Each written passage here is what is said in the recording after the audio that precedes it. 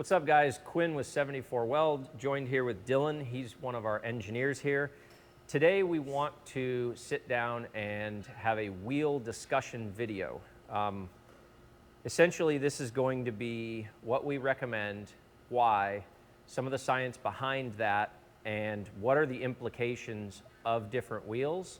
And we'll talk about scrub radius, its impacts. We'll dive into a bunch of different wheels that work with our applications, and then also talk about more general concepts of why you want a specific wheel that doesn't necessarily pertain to a portal. These are concepts that pertain across the board. We're just going to apply them to our products, but they still hold true whether you run a non-portal or a portal. Doesn't really make a difference.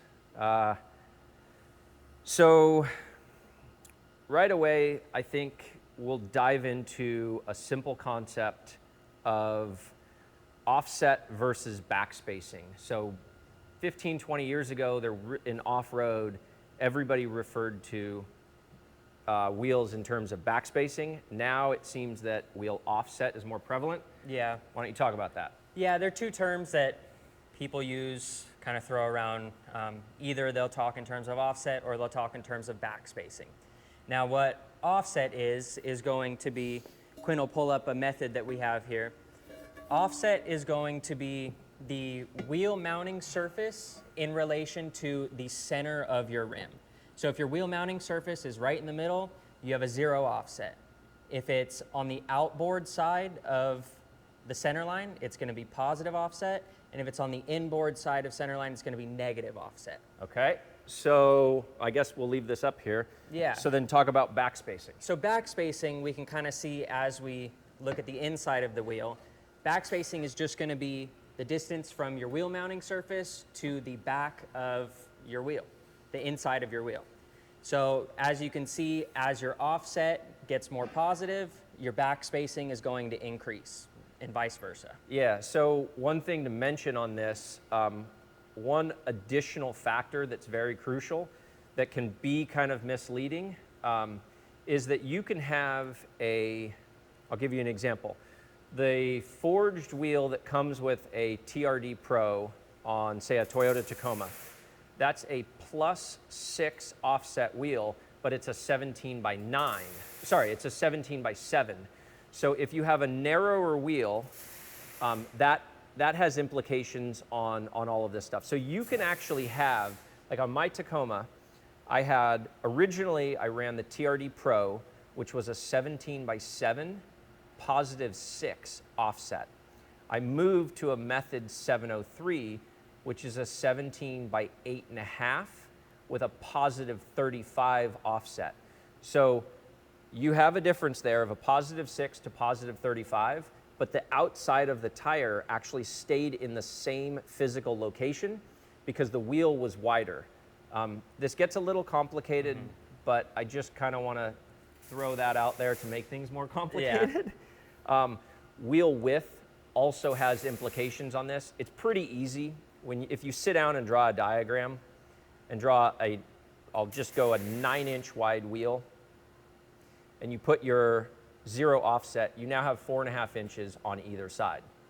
If you went to a 7-inch wide wheel, you'd have 3.5 inches on either side. So that's the quick rundown on offset versus backspacing. So let's talk, I guess, about why positive offset wheels. It's very common in off-road to immediately buy a vehicle, and the most common wheel we see is a 0 offset or even a negative offset, -12, -25, etc. I've been saying for 10 years, not to a huge audience, that you never want to run a negative offset wheel. I will never even run a 0 offset wheel. A positive offset wheel, and we'll dive more into all these concepts. Positive offset wheel is going to be stronger. A positive offset wheel helps your scrub radius, and we'll go into all this. I cannot think of a single reason, other than one, and we'll discuss this, why you would ever want to run a 0 to negative offset wheel. And we'll talk about the one reason why you might want to, and we'll also tell you why it's a bad idea. One other brief thing to touch on is the difference between forged wheels and cast wheels. And this really comes down to a manufacturing process. If this is interesting, go onto YouTube and type in, forging process versus casting.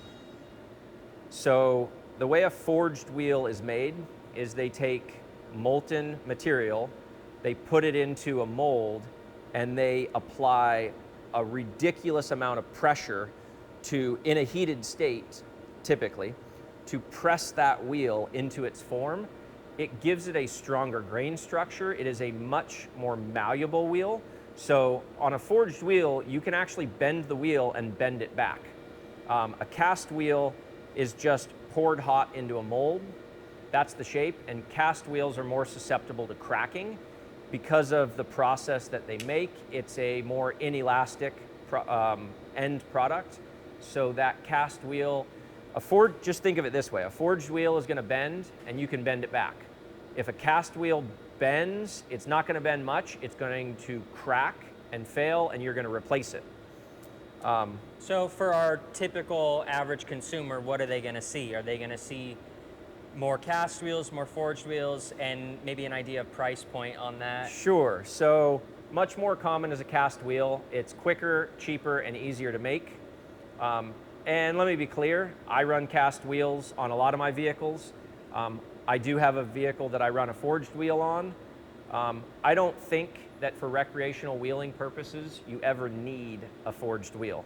Yeah. Forged wheels are, if you're a serious racer, you're not just showing up to say that you race, guaranteed you're gonna be on a forged wheel because you've bent or broken wheels and you just upgrade to the best option. A forged wheel is probably gonna run you $750 to $1,200 or more per wheel. You can get cast wheels for a couple $100. So it's definitely a more economical way to go. Yeah. So going into cast wheels, if that's what everyone's gonna run, I guess we could talk about kind of at what point do they break? What's the failure mode of a cast wheel most often? Yeah, so this comes down to, I don't know how deep we want to integrate into offset of wheel, but what I would always say is you typically are never going to break a wheel by driving into something head on. So in my experience, what I've seen is when people come into, let's say you're doing 40 miles an hour through the desert and you see a hard left-hand turn, okay? You slam on the brakes and now you have weight transfer from the rear of the vehicle to the front. So the front is effectively seeing more weight on it. Now you turn that vehicle, and so now you have weight transfer to the passenger front corner, and you come in and you hit a rock. That's when you're gonna bend or break a wheel, typically. And this ties into why do you want a positive offset wheel? Because the face of that wheel is further out towards that corner that you're gonna be loading. That gives it a lot more rigidity and a lot more stiffness. Now, a lot of people will look at a 0 offset wheel and think of it as an I-beam. Right. And that's essentially, if you cut a cross section of it, it would make an I. It's very strong in the middle, but that's only if you're evenly loading the wheel. Yeah. And like I said, it can happen, but you typically are not breaking or damaging a wheel in that application. You're damaging it when you're turning and braking or putting heavy loads, sliding sideways, and you smack into something. That's when wheels explode.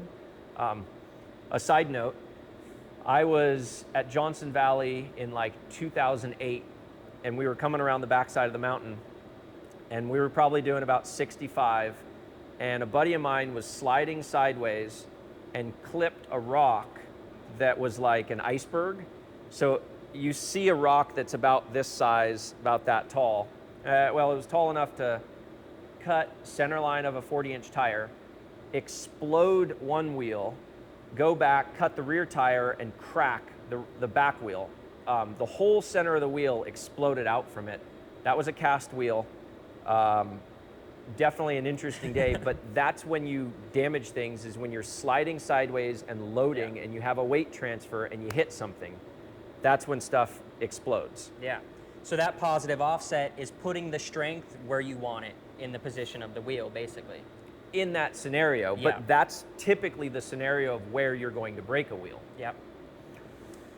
So wheel loads and wheel load calculations. Yeah, we went into this a little bit just to see strength differences between a 0 offset and a plus 35 offset wheel. And it turns out, you know, calculating bending moments and everything, it turns out that on a cast wheel, on a cast method wheel. Yeah, so we got this data from Method. Yeah. One of the engineers at Method, friend of mine, super good dude, and was nice enough to give us a bit of insight. Yeah. It turns out that having that plus 35 offset is actually going to create it's going to allow for an 11% higher load rating on the wheel. So, I mean, it's significant enough to take note for sure that, you know, your positive offset wheels are actually going to be able to withstand more load than your 0 offset wheels. And that's under all circumstances. So Yeah. like a 0 offset method on a 37-inch tire has a bending moment of 5,720 pounds per foot, okay? A plus 35 has, in the same condition, has a bending point of 6,328 pounds. Yeah. So it's physically a stronger wheel right out of the box. Yep, it can withstand a higher bending moment, is what you're saying. But yes, Yeah. but all that aside, that's not the main reason why we're going to tell you in every application you should be running a positive offset wheel. Yep. So I think the most important thing really that's worth talking about is suspension geometry and how a positive offset wheel affects suspension geometry. Especially once you put it on a portal, which we'll get to. So dive into scrub radius. Explain to us as simply as possible, what is scrub radius and why do you care about it? Okay, so scrub radius is basically you're going to have your kingpin inclination, which is center point between upper control arm and lower control arm. And it's going to have an angle. If you drew a line between the two, you're going to come down at an angle. Now you have your center line of your wheel. And where both of those lines touch the ground, that's going to be your scrub radius. So that line, they could meet and you'd have 0 scrub radius, or typically what's going to happen is your KPI line is going to hit the ground inside of your tire center line. Right. That's going to give you positive scrub radius. Yep. Now, that positive scrub radius is going to help your vehicle stay centered, and basically that's one of the forces that helps keep your wheel straightened when you let go of it after turning. So the practical application of this and the feel side of it is, if you have 0 scrub on a vehicle and you're driving, let me be clear, 0 scrub is what you would want, or almost no scrub for a road, for a track car. We're not driving on a track, we drive off-road. So in an off-road application, 0 scrub makes it feel looser and makes it feel almost like you're on ball bearings, and it makes the vehicle feel like it's sliding around a bit.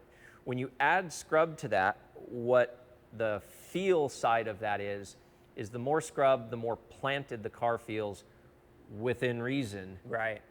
There are negative implications of that as well. Absolutely. So talk about some of that. So, yeah, scrub radius is going to have some negative implications. One of which is going to be that it puts your wheel center a little bit further out in space and is going to create a little more of a lever arm on everything. Yep. I'm sure you could touch on a couple other negatives. Yeah, I mean, so when you're off-road, if you're on like slick rock or somewhere where there's lots of traction, and you put your front tires up on a climb, and you work the wheel back and forth, and you can also do this by just sitting on pavement, turn your wheel. If you have a fair amount of scrub, let's say a couple inches of scrub, the whole vehicle is going to want to try to shift side to side. Now, on a big waterfall, you can actually pivot the front of the vehicle over one side or another by turning the wheel, and the whole vehicle will want to shift. That's a practical implication, I guess, of what scrub radius does. I'll make a statement that I think that a bit of scrub is good in off-road. Too much of anything is bad. So taking this back to wheels, Yeah. you know, scrub radius, depending on your offset, that's going to affect your scrub radius. It makes a huge difference. So if you go from a positive, let's go with even numbers, even-ish, because, I guess we didn't touch on this, is offset is measured in metric terms and Yeah. backspacing is measured in standard terms. It just makes things more complicated. So when we say plus 35, what we mean is 35 millimeters.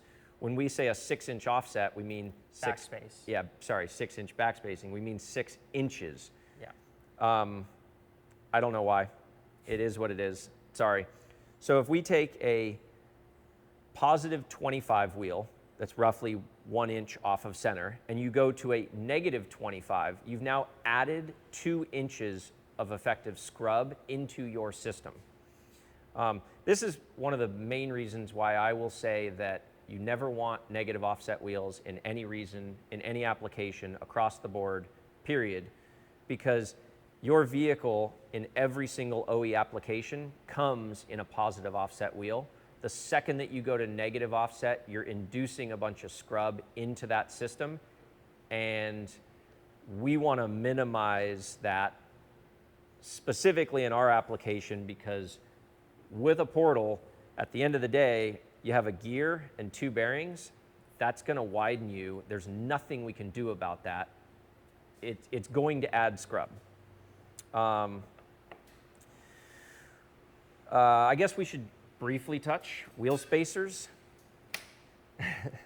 Yeah, that's... Wheel spacers are never, I'm never going to say a wheel spacer is a good idea. Sometimes it's necessary, but a wheel spacer is a Band-Aid to a poorly designed suspension from the get-go, and I'll stand behind that statement, because if you want to widen the vehicle, widen it in the suspension.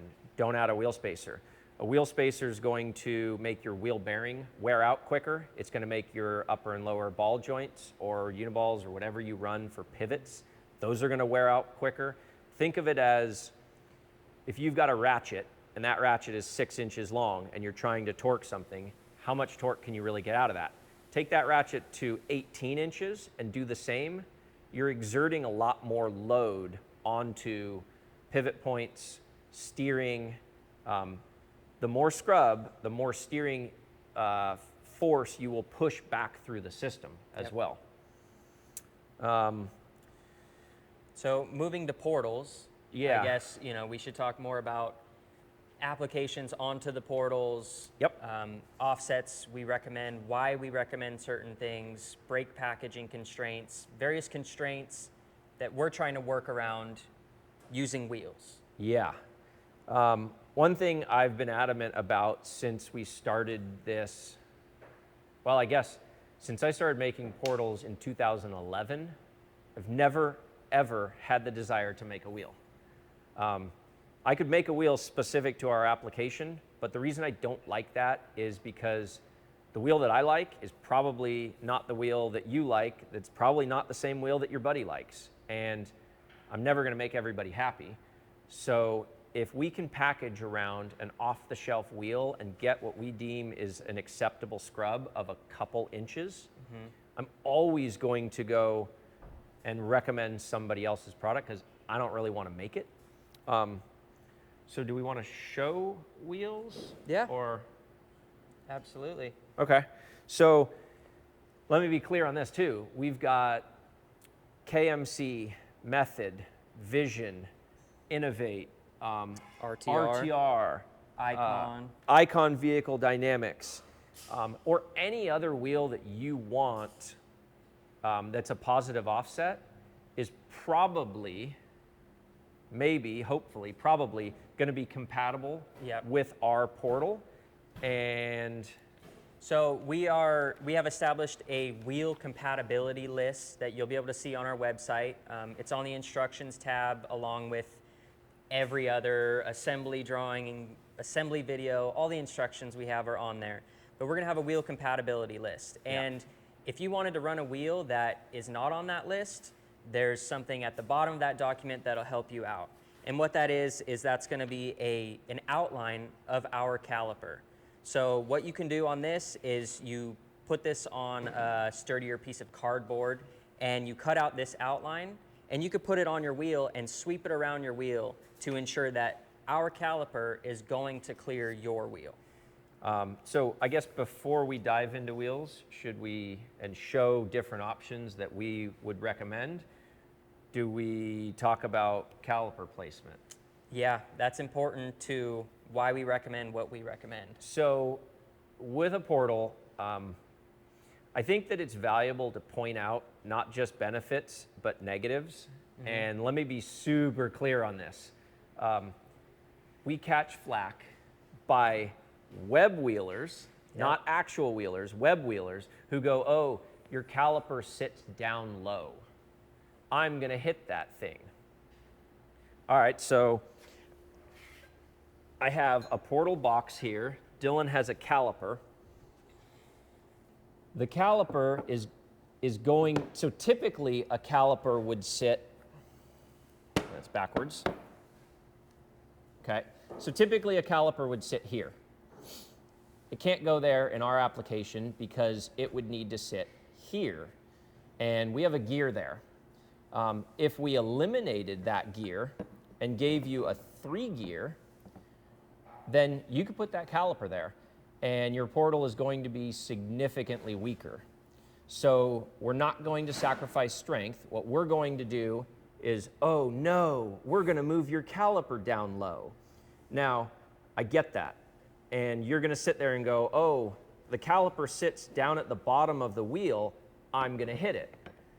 I don't know how many vehicles. I bet we've probably got close to 100 if you consider all of our race stuff. No. Well, we have a lot of vehicles out there running our portals. We have not once, it'll happen, but we have not once had somebody smack or break a caliper or rip a brake line off in any application. Sure, you can do it, but this ties back into wheel selection. Because if you run a positive offset wheel, what it does is it'll pull the wheel back in and the entire caliper sits inside of that wheel. So when you look at our setup and you see the caliper down low, that caliper is completely tucked inside of the wheel. Web wheelers seem to hit it on the internet all the time. Guys that actually go out and use their stuff, they're not hitting calipers because of that positive offset wheel and the caliper is protected by the wheel. All right, so this is a Method 705. This is the actual wheel that I'm gonna run on this Bronco. And one thing you'll note is I've got a straight edge here. I'll put it on, and I'm touching now both sides of the wheel, and coming down, I will hit this bolt, so you'll see it has rock there.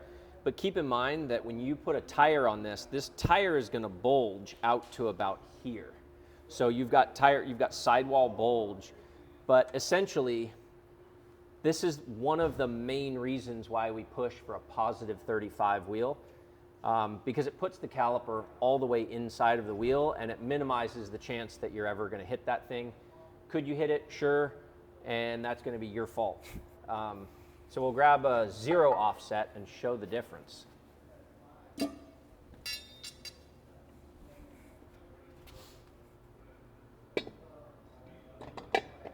So in addition to putting more stress on all of your components by adding additional scrub, this is the big difference. So if I go flat on the caliper there, you can see the caliper's now kind of exposed. And this can lead to, sure, you could potentially hit this caliper. I still would argue that with a tire bulge, you're probably okay in most scenarios. But I'm always going to say that, look, if you have an option, and we showed you a bunch of options, go with a plus 25 to plus 35, and you'll be happy. So dive into some wheels. Yeah. And we'll show you a few that we've test fit in our applications that we know work. So we can talk about this one first. Okay. This is going to be, So this is a fairly inexpensive wheel. It's a Method 316 plus 35 offset. I believe so, yes. Oh, we've got a sheet. So we're also going to post on our website all the wheels that we can verify fit. And Yeah. what I mean by that is we have personally test fit these wheels and we know that they work for our application. This is not an end-all be-all list. I have a bunch of methods up here only because I called a friend at Method and said, hey dude, can you send me some wheels? And they sent us these down. I'm gonna package them back up and send them all right back up to them. Yeah. So this 316 is going to be a 25 plus 25 offset. Okay. Or 5.44 inch backspace. Yep. This is a non-bead grip. It's just a standard wheel. Yep. Looks good. This is a cast wheel also. Yep. We can do the 707. Sure. We'll just run through the methods quickly. Something a little bit different. We have the 707. This again is going to be a plus 25, 5.7 inch backspace wheel. Yep. But this is going to give you the Method bead grip. Yeah, so I have a fair amount of experience running the bead grip stuff from Method. I was initially impressed because I put a 40-inch race tire on a set of Methods that we threw on a white two-door Bronco here. And then I had to break those down to put a different, I put a Nitto 38 on. We damaged the tire trying to dismount it because the bead grip held that inner bead so well. Breaking the tire down actually cut the inside of that bead on the wheel. And to me, that's a good thing because, you know, I've run a bunch of trails now on my Tacoma on 37s, which doesn't have a ton of sidewall, but that bead grip seems to hold pretty good. I ran Rubicon this summer at 10 PSI, and I've never popped a bead with the bead grips. I will run a set of bead grips on this Bronco on 38s because bang for the buck, it's a really good option. So speaking of what you're going to run on this Bronco, we can pull that up right here. Yeah, this is the wheel that I'm putting on this Bronco. Method 705, this is a plus 35. Yep. One thing that I will note on this is on this Bronco, I have to ever so slightly kiss. I have to shave about 50 thou off of on the rear factory caliper bracket. I just have to kiss this little cast line out of it so it doesn't rub, so it clears. But this wheel is what I plan on running on my Bronco. Yep. And if that's the case, you know, if we find a wheel that maybe ever so slightly needs a little bit of massaging to make work, you know, we're going to make note of that and we're going to let you guys know. And if it's too much, we're not going to say it's a Right. quote unquote approved wheel. Right. So I'm a big fan. It kind of has that old like mag look to it. So Yeah. early Broncos, there was a wheel, I think it was made by Centerline. I might be wrong on that. But if you Google search mag wheels, super cool wheel. It just kind of has that nostalgic Bronco look. Yeah. Take a look at the icon. Well, we'll run through some of the Okay. methods. This is the 706. So this again it's going to be another plus 35. Yep. Which is going to give you the least amount of scrub, and you know you're going to be able to hide your caliper the most. Yep. Do we have another method? Oh, the 703.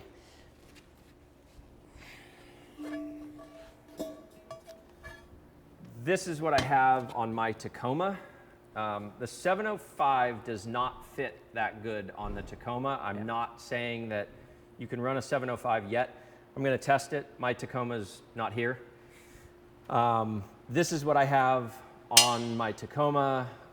Love the look of the wheel. Super simple. This is kind of their I guess, their OG method look. Yeah. I dig it. It's a bead lock, or bead grip, sorry. It's a plus 35. Plus 35. 6.2-inch backspace. Yeah.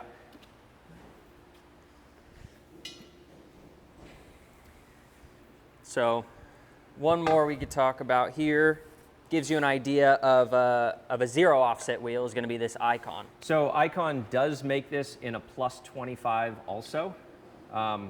They sent us a 0, which actually is good because we'll show you the difference in caliper clearance and caliper protection from a 0 to a plus 35. Yeah. Cool looking wheel. This has a slightly different style of bead retention where these screw in and prevent the bead from rolling back. I haven't run them yet personally, but I know guys that have and have had pretty good luck. But again, these are all relatively inexpensive wheels.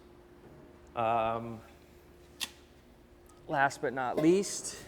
Second to last, Oh. we still have the Gucci one. Oh, yeah. RTR,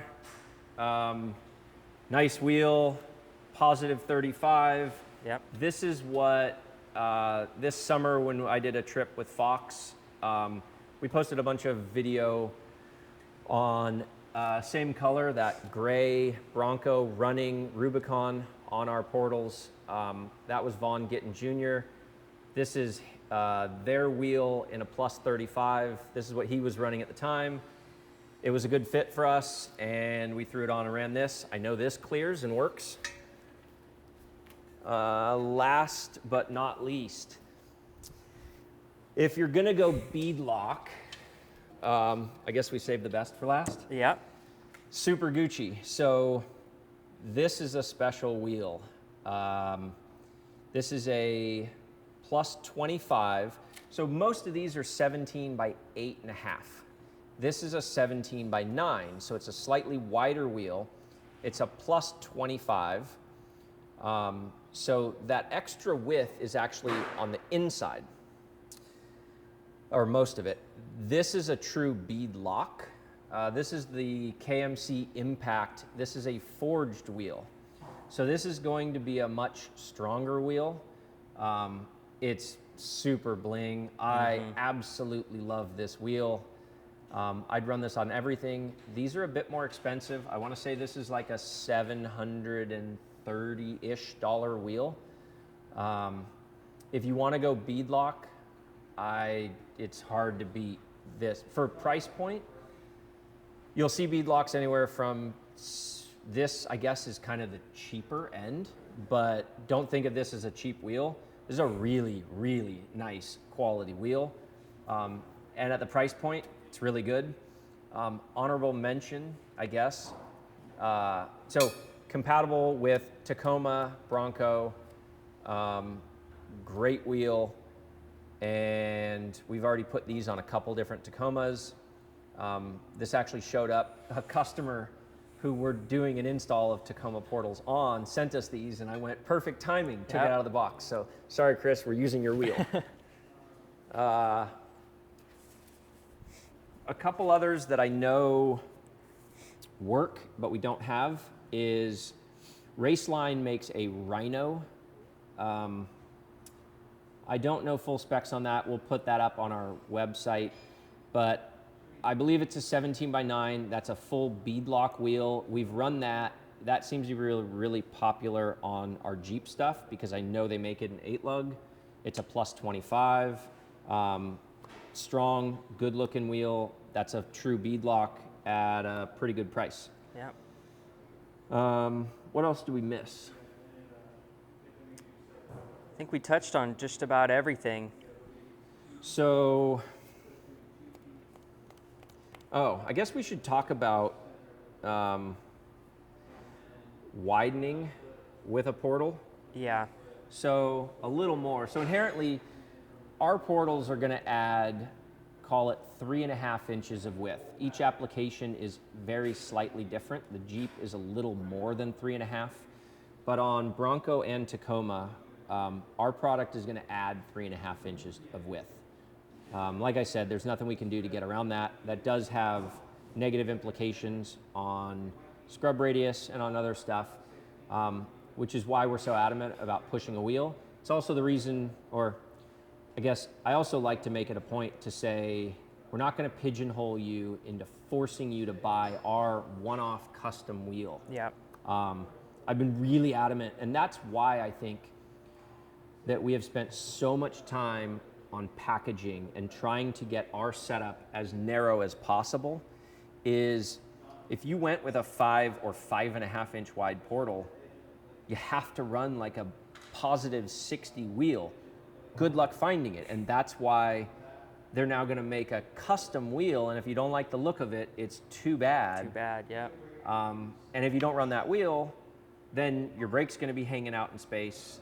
And that has a huge implication on scrub radius and fatigue life on everything inside of that. So, you know, as we bring this product to market, what I will say is when it comes to widening a vehicle, I did touch on the topic of wanting to talk about later in the video why you would ever want to run a negative offset wheel. Yeah. There is one reason. And if there's more and I'm wrong, put it in the comment section. But the one reason that I'll tell you that you want to run a negative offset wheel is it's a cheap way to widen your vehicle. That's it. There's nothing that you're going to ever convince me that is like, oh, it's good because of X. Maybe a shock clearance or some other issue as well. Yeah, but that's a Band-Aid fix to a misdesigned suspension. Right. That's not, I get it, like Tacomas go to a zero offset wheel or negative to be able to clear and not rub the upper control arm. That's because they didn't design the upper control arm to run with that size tire. It's not a plus. If you want to properly design a suspension, so let's talk about race vehicles briefly.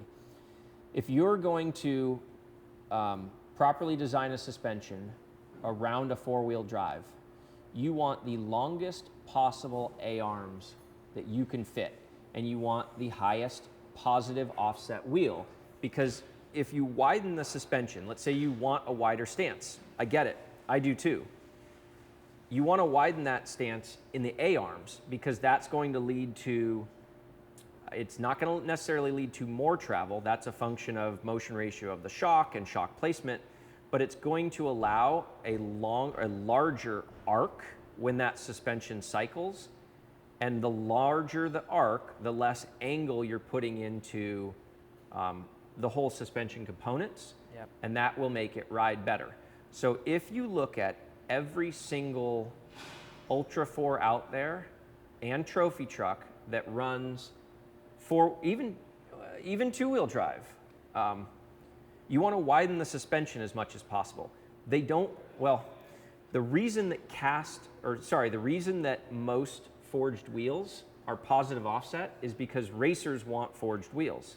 They also are driving the push for these wheel manufacturers to make positive offset because they want to widen their suspension in the A-arms and suck the wheels back in to maximize, like if they have a track width that they want inherently of 90 inches, you want as much of that as possible to be A-arm and as little as possible to be poke from the wheel. And these kind of trends that start in racing, they typically are done for a reason, because if a negative offset wheel was a better wheel, then They would run it. the $1 million Yeah. Mason Trophy trucks would be running negative offset wheels. Yep. They don't. They all run positive. And that's that. Widen the suspension, suck the wheel back in. And on a portal, we can't stress it enough because the brake packaging, really. Yeah. And the added scrub. In the scrub, yep. I'm not going to sit here and say that a portal is the absolute best thing to ever happen. Anything that you do to change or modify suspension has pros and cons. I think the pros far outweigh any con. And one of the cons is added scrub radius. And so we try to mitigate that as much as possible through wheel selection And it just so happens there are lots of other benefits to running a positive offset wheel. Yeah. Anything we missed? I don't think so. I think we covered all of our bases. Oh, we'll post a link if you want to know more about what is scrub radius. What's the guy on YouTube that does that? Engineering Explained, he has, I mean, hundreds of amazing videos explaining suspension geometry and anything and everything about cars. But he has a good steering axis inclination video that we'll link at the bottom. It talks about scrub radius and the effect on vehicle characteristics. So if you're more interested in that, you can absolutely go take a look at that. That's all we got for today. I appreciate you making it this far. If you have made it this far in the video and you're not subscribed to us, please do it. It helps us out. And comment, like tell us what you want to talk about, what you want to see. If you disagree with us on something, I'll argue with you. And if you want something else, we're not going to limit ourselves just to talking about our products. I think that there's a lot of things that hover around what we do that are worthwhile topics. And so we're going to dive into those in future videos. Turn on notifications, subscribe, and we'll see you on the next one.